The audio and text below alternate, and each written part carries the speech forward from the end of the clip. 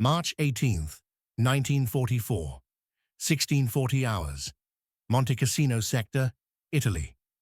Gefreiter Hans Weber sat in the mud with his hands clasped behind his head, watching British soldiers move around him with efficient purpose. His ears still rang from the artillery barrage that had preceded the British assault on his position. His uniform was torn and filthy. Blood from a superficial scalp wound had dried on his face. He was 22 years old, had been in Italy for 8 months, and had just spent the last 6 hours believing he was going to die. The British had come through his unit's position like a methodical machine, infantry advancing behind a curtain of artillery, overwhelming the defensive positions that German command had insisted were impregnable. Hans's platoon had fought as long as ammunition lasted, then surrendered when continuation became suicide rather than defense. He'd raised his hands, expecting immediate execution or at minimum brutal treatment. Nazi propaganda had been explicit. The British were colonial oppressors who showed no mercy, who would torture captured soldiers, who represented everything barbaric about the Allied cause. Instead, a British corporal had searched him efficiently, but not roughly, confiscated his papers and weapons, and directed him to join other prisoners in a shell crater behind British lines. Hans had complied, still half expecting a bullet in the back, but nothing happened. He sat. Other German prisoners joined him. British soldiers moved past, intent on their own tasks, barely glancing at the captured enemy personnel who represented nothing more than administrative burden to be dealt with later. Then a British private appeared, carrying a large metal container and a collection of tin cups. He said something in English that Hans didn't understand, gestured at the cups, and began pouring liquid that steamed in the cold mountain air. When he reached Hans, he offered a cup and spoke again. Words Hans couldn't comprehend, but whose tone suggested simple offering, rather than mockery or cruelty. Hans took the cup with shaking hands. Tea. Hot, sweet tea with milk. The distinctive British preparation he'd heard about, but never expected to taste as prisoner. The warmth against his palms was almost painful after hours of cold fear and combat. He sipped cautiously. The tea was too sweet for his taste, but wonderfully hot, warming him from inside, the first comfort he'd experienced since the bombardment began. The British private moved on to the next prisoner, offering tea with the same casual neutrality he might show serving his own mates. No gloating, no cruelty, just a soldier doing what British soldiers apparently did, making tea and sharing it with anyone nearby, including enemies they'd captured minutes earlier. Hans Weber sat in the mud, holding his cup of tea, and began to understand that everything he'd been told about the British was lies, the ritual of civilization. Tea wasn't merely a beverage in British military culture, it was institution, symbol, and practice that defined British identity even in circumstances that might excuse abandoning such peacetime customs. The British Army consumed tea in quantities that seemed absurd to observers from other nations. Official rations included tea as essential supply alongside ammunition and food. Standard-issue equipment for British infantry sections included specialized tea brewing gear. Tactical pauses incorporated time for brewing up, the phrase becoming shorthand for any brief respite from combat operations. Officers planned operations with consideration for when their troops would brew tea, recognizing that the ritual's morale value exceeded simple caffeine delivery. The practice transcended mere habit to become defining characteristic of British military identity. Making tea represented civilization maintained under pressure, normal human activity continuing despite war's chaos, connection to home and peacetime routines that gave soldiers anchor point amid combat's disorientation. When British soldiers brewed tea, they were asserting their identity as British, demonstrating that war hadn't reduced them to mere killing machines, maintaining standards that separated them from barbarism. This cultural practice extended to prisoners almost automatically. When British soldiers made tea, they made it for everyone present. Their mates certainly, but also medics, attached personnel, and prisoners when prisoners were available. The extension wasn't particularly thought through or discussed. It simply happened because making tea for some people, while excluding others within the same space, violated the ritual's basic nature. Tea was communal activity, and whoever was present became part of that community for the duration of the brewing and consumption. The practice had practical benefits beyond morale and civilization maintenance. Hot tea provided calories, warmth, and hydration, all valuable for men who'd been fighting in cold, wet conditions. For prisoners, offering tea immediately after capture served calming function, reducing fear and resistance, establishing that British captors would follow civilized norms. But these practical benefits were secondary to cultural imperative. British soldiers offered tea to prisoners because that's what British soldiers did. They made tea and shared it. The alternative was simply unthinkable. Violation of identity too fundamental to contemplate.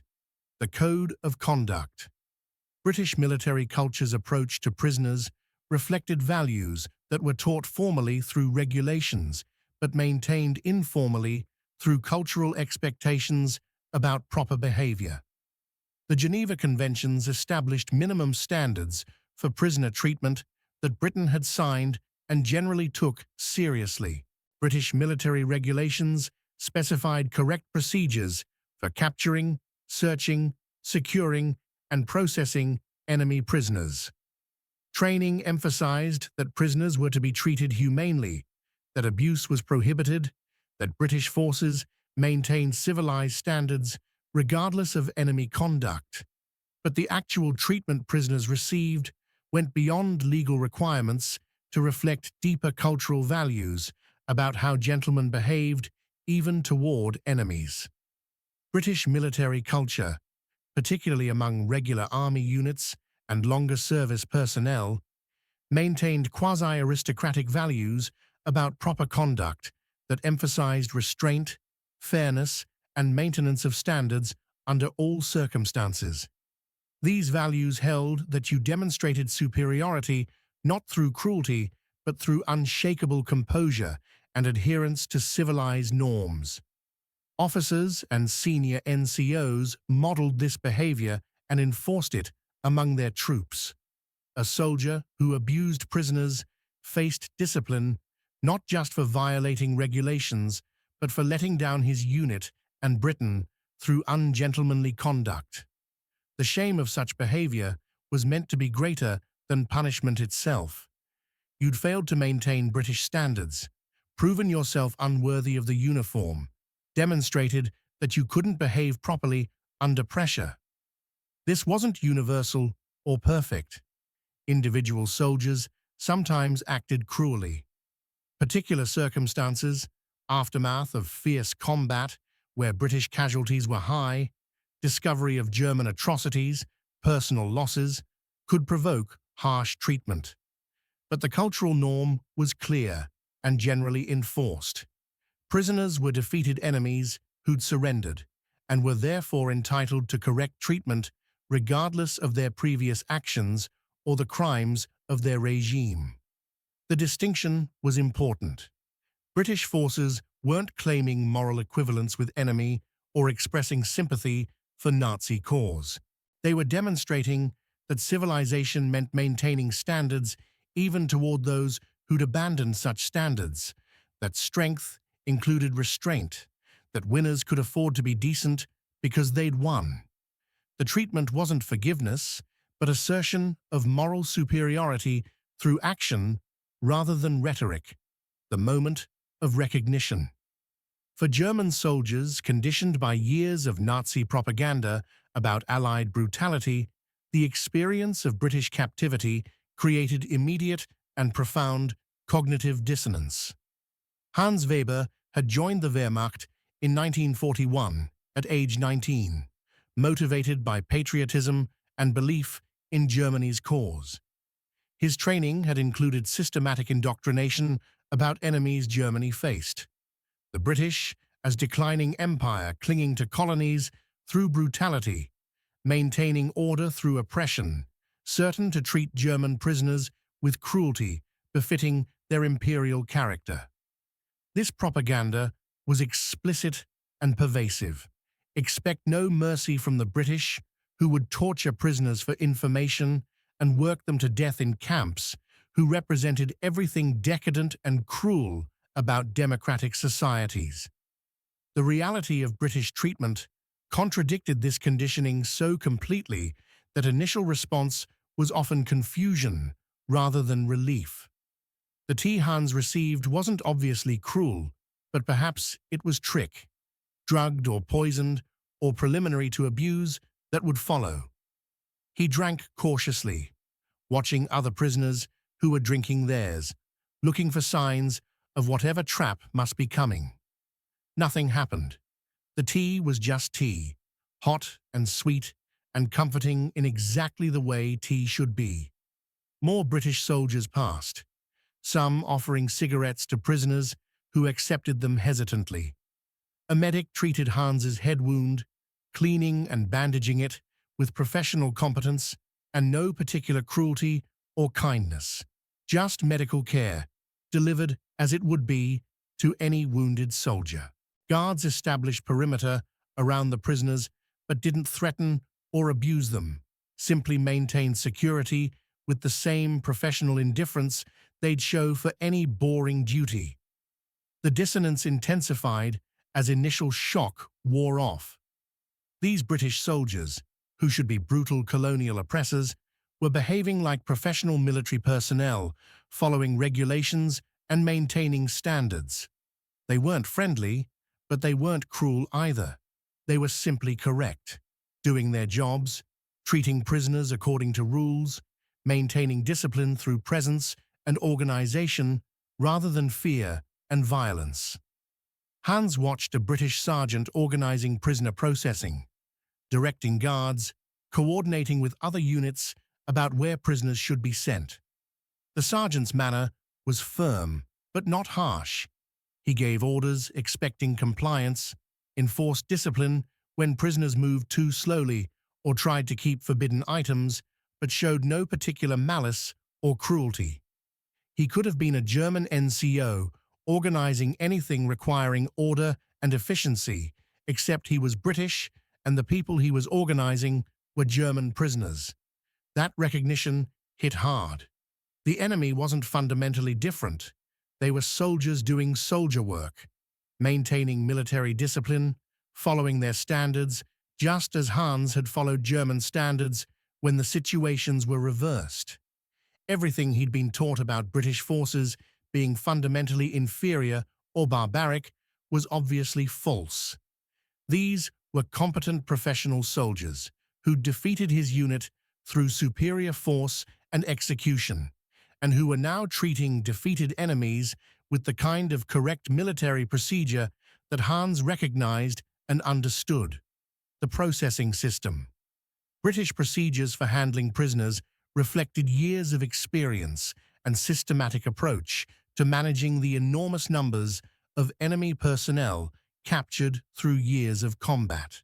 Initial capture was followed by immediate search for weapons and military intelligence, documentation of identity and unit, basic medical screening, and organization into groups for transport to rear areas. This happened efficiently, regardless of tactical situation. Even during active combat, British forces maintained prisoner handling procedures that ensured captured enemy personnel were secured and processed systematically rather than being shot or abandoned. Hans and his fellow prisoners were loaded onto trucks and transported to battalion collection point, several miles behind front lines.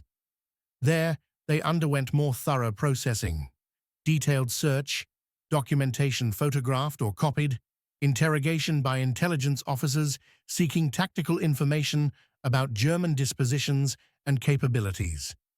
The interrogations were professional and relatively benign. Questions about unit strength, weapons, morale, recent movements. Hans answered some questions honestly, others with lies or evasions that his interrogators seemed to expect and accept without particular response. Then came transport to Division Cage, larger facility where hundreds of prisoners from various captures were assembled. Here conditions were more Spartan, but still adequate. Tents or temporary shelters, latrines, water supply, food distribution. Guards maintained security, but didn't harass prisoners, who spent days or weeks awaiting transport to permanent camps in rear areas or in Britain itself. Throughout this process, the British maintained standards that contradicted everything Nazi propaganda had promised. Food was adequate, not generous, but sufficient, meeting Geneva Convention requirements and often exceeding them. Medical care was available for wounded prisoners, provided by British medical personnel who treated German casualties with same competence they applied to British wounded. Guards enforced discipline and security, but without systematic cruelty or abuse. Prisoners who followed rules were treated correctly. Those who caused problems faced punishment, but not brutality. The cumulative effect was education through experience. Hans spent 3 weeks in various temporary facilities before being transported to permanent camp in Britain. During that time, he observed British military organization functioning with efficiency and professionalism, maintaining standards under pressure, treating prisoners according to regulations that were actually enforced rather than merely notional. Each interaction with British personnel reinforced the lesson. The propaganda had been lies. British forces weren't barbaric colonial oppressors. Defeated enemies received treatment that was fair, if not generous. The British perspective. From British soldiers' standpoint, correct treatment of prisoners wasn't particularly remarkable or worth noting. It was simply how things were done. Corporal James Mitchell, who'd served with the 8th Army since North Africa, had processed hundreds of German and Italian prisoners through various campaigns. His approach was straightforward. Search them thoroughly for weapons and intelligence, ensure they received food and water, get them to rear areas for proper processing, maintain security without being cruel. This seemed obvious and unremarkable. What else would one do with prisoners? The idea of deliberately mistreating prisoners struck Mitchell and soldiers like him as both wrong and pointless. Wrong because it violated British military standards and basic decency. Pointless because cooperation from prisoners depended on treating them correctly. Abused prisoners resisted and caused problems, while prisoners treated fairly generally cooperated. The practical and moral considerations aligned. Doing the right thing was also doing the effective thing. Mitchell had noticed German prisoners' surprise at British treatment, but didn't fully understand it. He knew German propaganda claimed Allied forces were brutal, but he couldn't comprehend how anyone would believe such obvious lies. British forces fought hard. Mitchell had killed German soldiers when combat required it, but once fighting stopped and surrender occurred, the situation changed. Defeated enemies became prisoners, entitled to correct treatment according to rules that civilized nations followed. The tea-making was automatic, rather than calculated kindness. When British soldiers brewed tea, they made enough for everyone present because making tea for some people while excluding others was simply wrong. That included prisoners, if prisoners were nearby. It wasn't friendship or forgiveness, just basic hospitality extended automatically to anyone within the group, even if that group temporarily included recently captured enemies. Mitchell's sergeant had articulated the philosophy clearly. We're British soldiers, not savages. We treat prisoners correctly because that's what British soldiers do. If Jerry wants to be barbaric, that's his choice. But we maintain our standards. That's what separates us from them. We can be hard as nails in combat and still behave like civilized men when combat's over. This attitude was widespread, though not universal. Some British soldiers harbored genuine hatred for Germans, particularly those who'd lost family members or close friends. Others simply didn't care about prisoners one way or another and followed regulations because regulations existed. But the dominant culture, especially among experienced soldiers and professional NCOs, emphasized maintaining standards as matter of identity and pride. You were British soldier, which meant you behaved properly regardless of circumstances. The human connections. Despite regulations prohibiting fraternization, extended contact between British guards and German prisoners sometimes created relationships that transcended captor-captive dynamics. In permanent POW camps, where same guards worked with same prisoners over extended periods, humans connected as humans despite uniforms and circumstances that separated them. Guards learned prisoners' names and some German phrases. Prisoners learned English and absorbed British customs.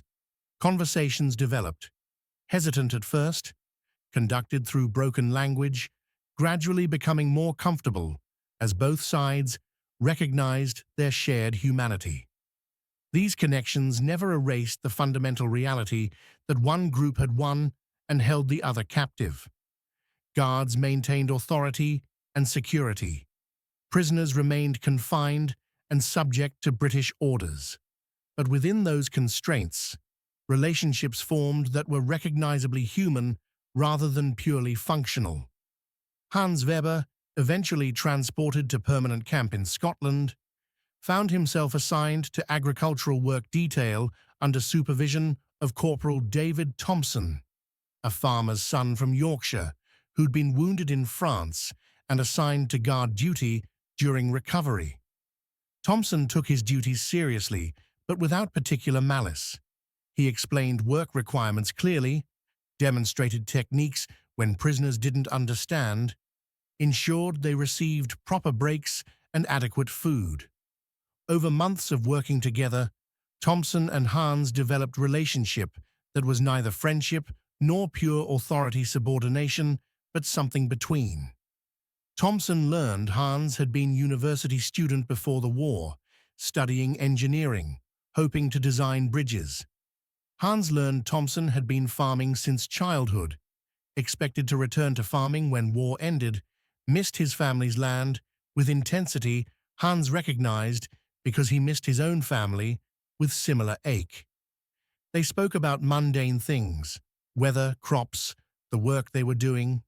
They avoided politics and war, subjects too fraught for comfortable discussion between victor and vanquished. But in conversations about ordinary life, they discovered common ground. Both were young men whose lives had been interrupted by war they hadn't chosen. Both hoped to return to peaceful pursuits when circumstances permitted. Both found comfort in work and routine that made captivity and separation from home marginally bearable. This wasn't unusual.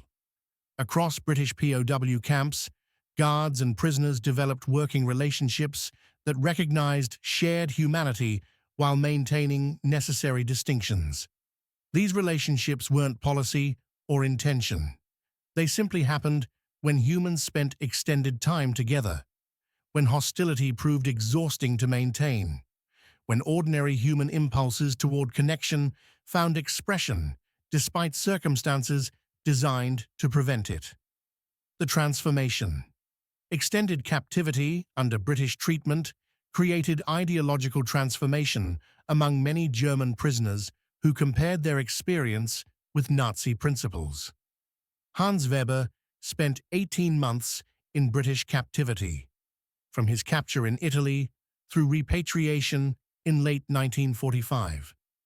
During that time, his worldview underwent fundamental reconstruction. Initial shock at humane treatment gave way to recognition that British forces represented different values from those he'd been taught, which opened questions about everything he'd believed. The British weren't perfect. Some guards were harsh. Conditions in camps were sometimes difficult. Prisoners performed mandatory labor that was hard and boring. But the overall system functioned according to rules that were actually enforced, treating prisoners as humans entitled to specific rights rather than as enemies to be punished. This stood in stark contrast to what Hans knew about German treatment of prisoners, particularly Soviet prisoners who'd been worked to death or executed in camps that made no pretense of following international law. The comparison was unavoidable and damning. Hans had fought for a regime that claimed moral superiority, that justified its actions through ideology of racial destiny and historical necessity. But that regime had treated its prisoners with systematic brutality, while British forces, representing supposedly decadent democratic civilization, maintained standards of decency even toward enemies. The contradiction couldn't be reconciled except by admitting that everything Nazi ideology claimed was false. This recognition was painful and gradual. Hans didn't suddenly abandon beliefs he'd held since adolescence, but over months of captivity, through thousands of small observations about how British system actually functioned, his understanding shifted. By the time of repatriation, he no longer believed Nazi ideology, no longer accepted claims about German racial superiority or democratic decadence, no longer could reconcile his experience of British treatment with propaganda's descriptions of Allied barbarism. The quiet victory. The British treatment of German POWs represented victory beyond military defeat of Nazi forces, victory of values, demonstration that civilization could maintain standards under pressure. Britain could have treated prisoners harshly. Many British citizens had lost family members to German attacks, had seen their cities bombed, had suffered years of hardship and fear. Revenge would have been emotionally satisfying and arguably justified given Nazi Germany's crimes. But British forces maintained correct treatment of prisoners because doing so affirmed British identity and values in ways that revenge could never achieve. This restraint was strength rather than weakness. Maintaining civilized standards while defeating barbaric regime demonstrated that civilization wasn't weakness, but foundation of lasting victory. Britain didn't just defeat Nazi Germany militarily, it defeated Nazi ideology by proving that democratic civilization could fight total war without abandoning democratic civilization's core values. The cup of tea offered to Hans Weber in Italian mud was small gesture, barely worth noting in isolation, but multiplied across hundreds of thousands of similar interactions. British soldiers sharing tea with captured enemies, guards treating prisoners correctly, system maintaining standards despite pressures that might excuse abandoning them. It became powerful demonstration of British values in action. Hans Weber never forgot that moment when British private handed him tea while he sat terrified and expecting brutality. He never forgot the dissonance between what he'd been promised and what he experienced. He never forgot that British forces had shown him civilization's meaning through action rather than rhetoric, teaching him more about democracy and values through 18 months of fair treatment than any propaganda could convey.